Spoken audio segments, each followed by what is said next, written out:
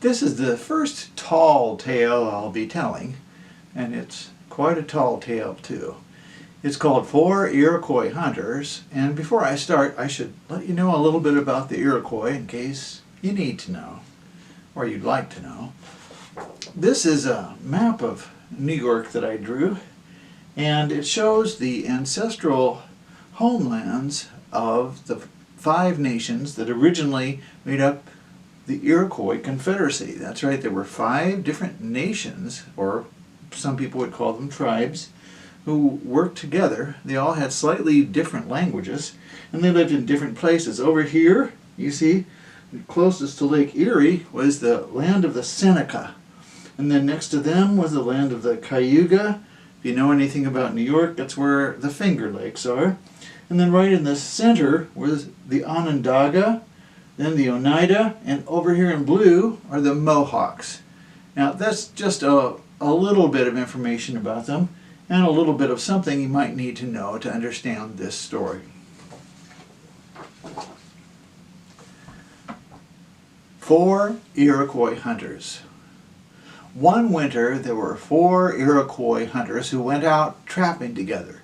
They were so successful that when they went to the trading post and traded their furs in, they had enough for provisions for all 4 of their families for the whole rest of the year, and enough left over to buy a rifle. Now, it wasn't any problem to split up the provisions, but they weren't all from the same Iroquois nation. One of them was a Seneca who lived toward the west, and another was a Cayuga who lived to the east of the Seneca. Another was an Onondaga who lived to the east of that, and the last one was a Mohawk who lived far to the east. There was no way they were going to split up the rifle. Now, they were all Bear Clan brothers, and they got along really well, but they thought for a while, how are they going to divide up the rifle? And then finally they came up with the solution. Whoever could tell the tallest tale about hunting would win the rifle. The Mohawk went first. There was a man out hunting, he said, and he was having terrible luck. He missed all his shots. Pretty soon he didn't have any more bullets for his own breech-loading musket, but he had some powder, and he was getting really hungry too. Now he brought a bag of cherries with him, so he thought he might as well eat. He'd pop a cherry in his mouth and spit the pit out into his hand. Put a cherry in his mouth, spit the pit into his hand, and he just kept on doing this until all the cherries were gone and he had a handful of cherry pits. Wouldn't you know, just then this magnificent stag leapt up from behind some bushes. Well, what was he going to do? He thought fast, and he took his gunpowder and tamped it into his musket, and then he put the seeds in, the cherry pits in for bullets. He took careful aim, he shot at the deer, and he hit him right there between the antlers. He was so excited he went up to him to try to skin his prize, but just as he came, the deer leapt up. He was only stunned, he wasn't dead, and he went behind some bushes and disappeared. Now, many years later, this same man was hunting in the same place, and once again, no luck. He spent all his bullets, hadn't hit a thing. Well, he was hungry too, but this time he didn't bring anything with him. And then right in front of him, he saw this magnificent cherry tree. So he thought he'd climb up in it and have something to eat. Climbed up the trunk, he kept eating cherries and filling his belly and enjoying himself. All of a sudden, the tree started to shake, so he sort of hung on to the trunk, and then the tree just kept getting bigger and bigger, growing up out of the ground, and suddenly it just flung him off on his back.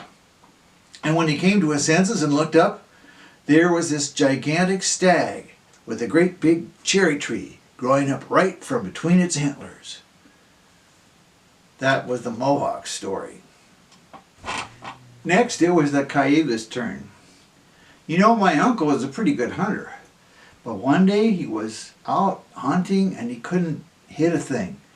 He was down to his last bullet. Well, he really wanted to make that count. And then he came to a place where there was a stream, and on the surface of the stream there was a duck swimming back and forth, and then there was a trout in the stream leaping up and catching flies, just leaping up, catching flies like that. And on the other side of the stream, there was a deer that was standing still, just sniffing the air. And then up the hill from the bank, there was a bear sharpening its claws on a tree. Well, my uncle loaded his gun and got real still and careful and waited for just the right moment. And just when the trout leapt up out of the stream to catch a fly, my uncle shot, and the bullet went right through the trout and went through the duck as well. And then it bounced off the water and went up onto the bank and went through the deer and then curved up the hill and hit the bear. And my uncle picked up his prizes. He got the trout and got the duck. Then he skinned the deer. And when he went up to skin the bear and turned him over, he found out that that bear had fallen on a fox and killed it.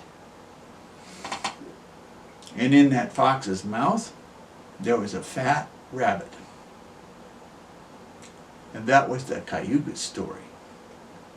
Next, it was the Onondaga's turn.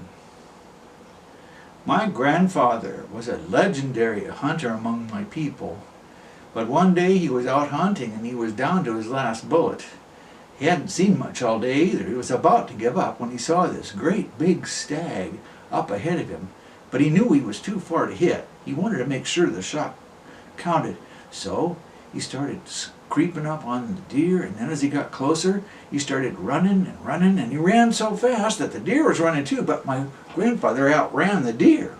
And then the deer turned around and jumped across a wide place in the stream. Well, my grandfather wasn't going to let that magnificent stag get away, so he jumped up to get over the stream too. But when he got about halfway across, he realized he could never make it to the other side. So he turned around in midair and jumped back to the old bank, and then he ran along following the deer the whole time until he came to a narrow ford, and then he could get across that. So, by that time, the deer had gone around a hill. That made my grandfather so mad, but he didn't let that stop him. He found a place where there was a fork in a tree. He put the barrel of his rifle in that fork and bent it around, and then he shot off his last bullet, and it traveled around the hill and hit that deer. My grandfather was as excited as it was like his first deer. He ran up to the deer and started to skin it. He got the skin off the back legs and off the belly and all the way up to the shoulders and the front legs. But before he could get the whole hide off, that deer stood up. It was only stunned. It started running around, and my grandfather chased it. He tried to grab that slippery hide, but it was too slippery. He couldn't get a hold of it. And then, when he got really close to the deer jumped through a fork in a tree, turned around backwards, and pulled that hide off over its antlers, and made an escape. Now, if you don't believe me, you can go to my grandfather's lodge, and that hide is still hanging there, just to prove what I said was true. And that's my story. Finally, it was the Seneca's turn. The Seneca said, "Well, I really would like to have that gun, but as you know, we Senecas never tell tall tales about hunting." The other three looked at each other and then handed the Seneca their rifle.